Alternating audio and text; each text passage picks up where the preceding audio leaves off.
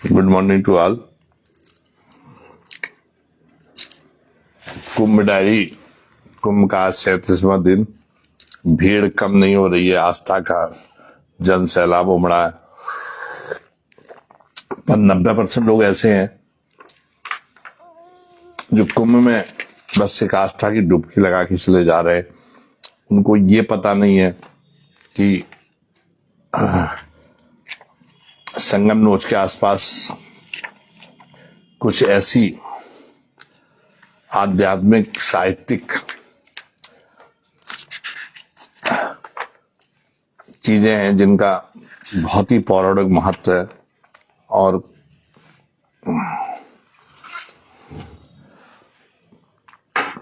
तो जब भी आप संगम में आते हैं, महाकुंभ में आते हैं, Anita Singh ji very good morning, तो आप वहां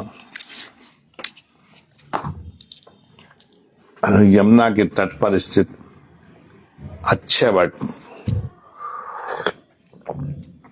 के दर्शन जरूर करें। अक्षय, अक्षय का अर्थ है कभी नष्ट न होने वाला। बट यानी बरगद,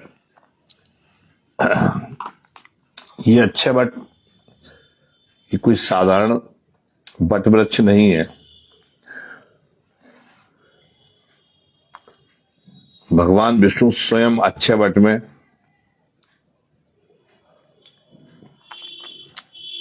विराजमान है। पद्म पुराण मनोज मिश्रा जी 72वें अध्याय में स्वयं लिखा है कि सर्वरूपाण संहृत बाल रूप धरस्तथा ब्रह्मांड मुद्रे कृत्वा सयतु श्रेय पाद पे।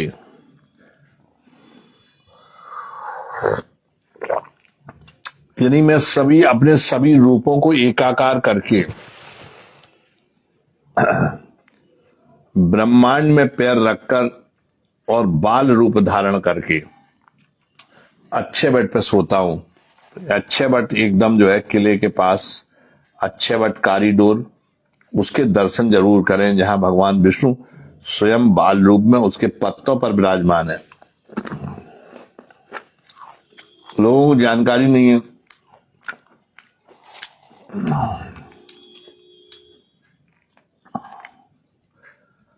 इसलिए आप कभी भी आए तो अक्षय वट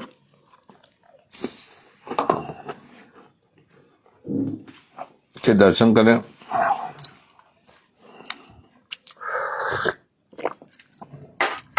ब्रह्म पुराण में कहा गया है कि अक्षय वट का जो जड़ है वो स्वयं साक्षात भगवान विष्णु है। इसका स्कंद यानी इसका तना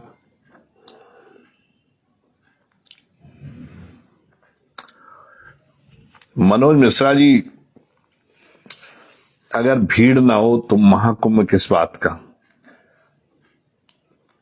इसी भीड़ ही तो महाकुंभ का आकर्षण है, जो करोड़ों की भीड़,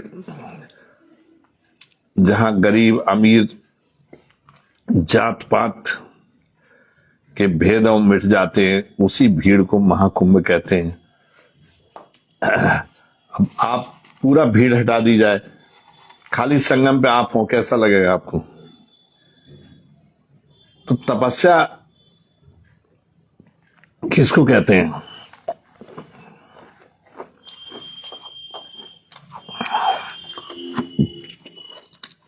पंचकोशी परिक्रमा,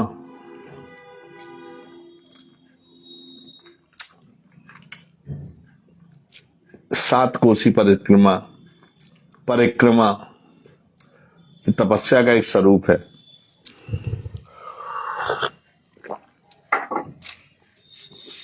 शरीर को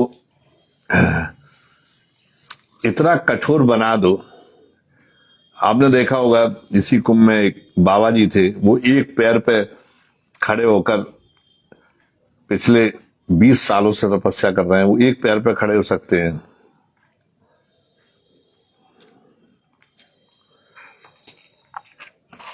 तो तपस्या इसी को कहते हैं। अब आप भीड़ को देख के घबरा गए, दुर्घटना को देख के घबरा गए। तपस्या हर किसी के बस का नहीं होता है। नहीं, उन कंदराओं में जहां ऋषि मुनि तपस्या करते थे वहां क्या सुविधा थी? यहां लोग आते हैं, हमारी बात होती है, क्या यहां कोई सुविधा नहीं है? मैं पूछता हूं क्या सुविधा चाहिए?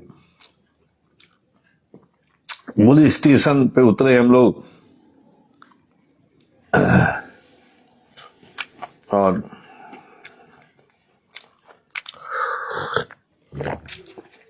हमको पैदल चलना पड़ा। मैंने कहा भाई इसके लिए क्या व्यवस्था हो सकती है? बोले यहाँ शटल बसें लगनी चाहिए। अब आप ये बताइए, 1 करोड़ की भीड़, कितनी शटल बसें लगाएंगे आप? सड़क तो उतनी है, संगम का विस्तार हो गया, पर संगम नोच तो उतना ही है। आपको संगम में नहाना भी है, शटल बसें भी चाहिए और भीड़ भी चाहिए। अगर भीड़ ना होती तो कुंभ में कौन आता?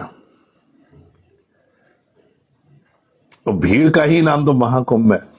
और जो आप पैदल चल रहे हैं वो परिक्रमा है।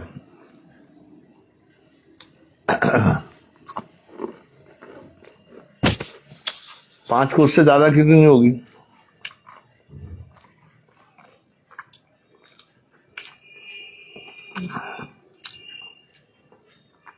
अब बहुत लोग बोले नाव वाले अधिक ले रहे हैं। अब एक नाव वाला है और 1000 जो है उस पर जाने वाले हैं, तो नाव वाला क्या करेगा? कैसे बैठा लेगा? उसका निर्णय कैसे करेगा?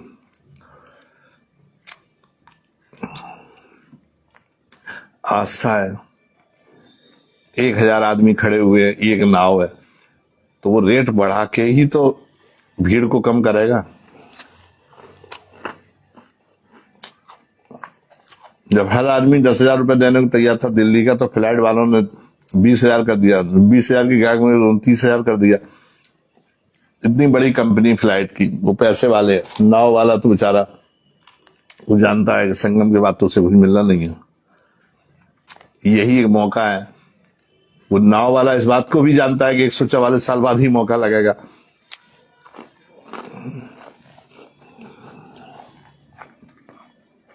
और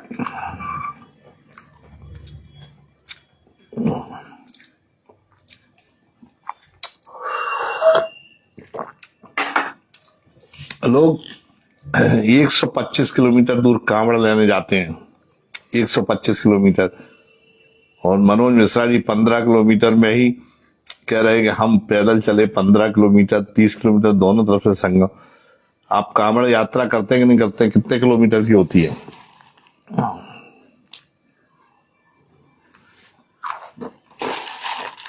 और किसी की गाड़ी संगम घाट पर, लोग कहते हैं कि जाम का धाम, लेकिन सौरभ दुबे जी लिख रहे हैं इनकी गाड़ी संगम घाट तक पहुंचेगी कैसे, पता नहीं।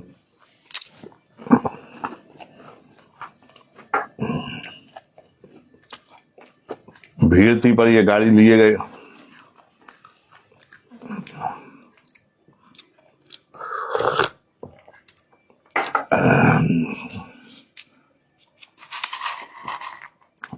तो आप कांवड़ यात्रा करते हैं, मैंने खुद देखा है,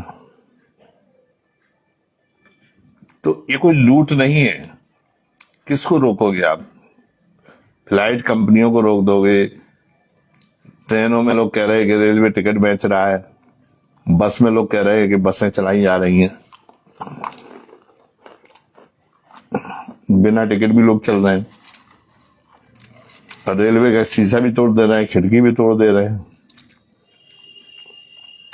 प्रयागराज की कोई गली ऐसी नहीं है जहां बदबू से जो है, क्योंकि बाथरूम बने हुए हैं लेकिन कोई व्यक्ति बाथरूम में जाने का कष्ट नहीं कर रहा है। सब जो है जहां जिसको मौका लग रहा है वहीं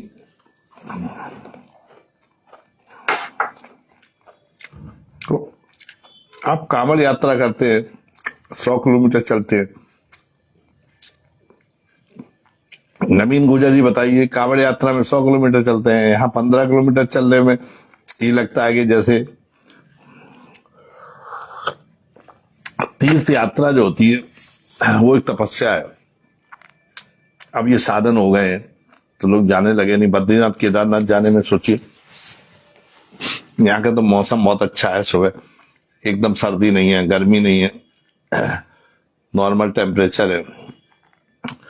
धीरे धीरे रुकते रुकाते, क्योंकि पैशन भी है और पेशेंस भी है, और यही तपस्या है कि आप धैर्य धारण करें और जुनून पैदा करें।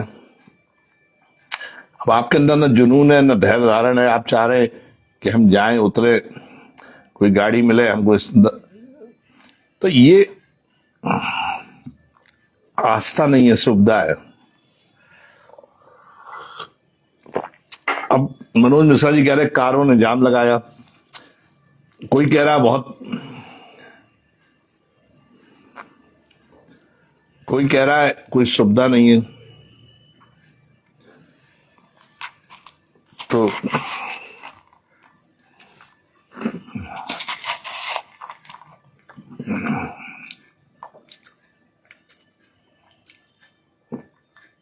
आप ये बताइए कि आप सुविधा लेने गए, तपस्या करने गए?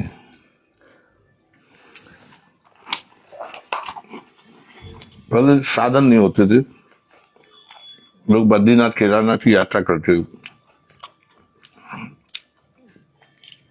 आप अपने पिताजी से पूछना, माताजी से पूछना, देखना कितनी कठिन यात्रा थी। वैष्णो देवी, पहाड़ पर चढ़ाई, यहां तो प्लेन है। ज्यादा वाहन इसलिए नहीं चल सकते हैं कि ज्यादा वाहन चलेंगे तो वाहनों में लोग कम आ पाएंगे, भीड़ ज्यादा लग जाएगी, जाम लग जाएगा, इसलिए वाहनों पर प्रतिबंध लगाया जाता है। अब जिसके पास गाड़ी है 60 लाख की, वो कह रहा है कि भैया इतनी दूर से गाड़ी रोकी जा रही है। तो आज तक मेरी समझ में नहीं आया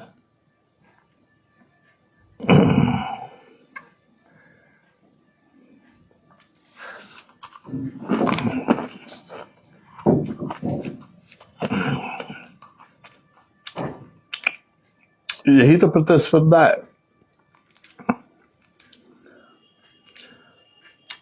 भौतिक चिंतन करने जा रहे हैं, आध्यात्मिक नहीं। बहुत सही कहा। आप चाहते हैं कि आप पिकनिक करने जाते हैं। मेरे एक साथी कह रहे थे कि अगर कुंभ में मोबाइल फोन बैन कर दो, रील लोग ना बनाए तो भीड़ कम हो जाए। मैंने देखा यंग टीनेजर लड़कियां डुबकी लगा रही हैं, लेकिन मन में यही है कि कैमरे में लोग रील बनाने जा रहे हैं वहां। तो ये अध्यात्म नहीं है।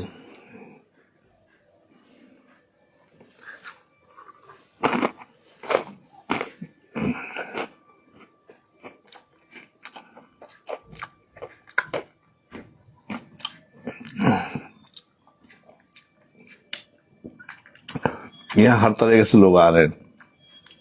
अब जिसको ब्लॉग बनाना है, जिसको रील बनानी है, उसके मन में श्रद्धा तो है नहीं। उसको तो लग रहा है कि ट्रेन से उतरे, लग्जरी कार मिल जाए और हम वहां तक पहुंच जाएं और जो पैसा कमाए उसमें से कुछ खर्च कर दें। यहाँ एक यूट्यूबर है, वो बहुत छोटे यूट्यूबर थे, कुंभ ने ही उनको लाखों लखपति बना दिया।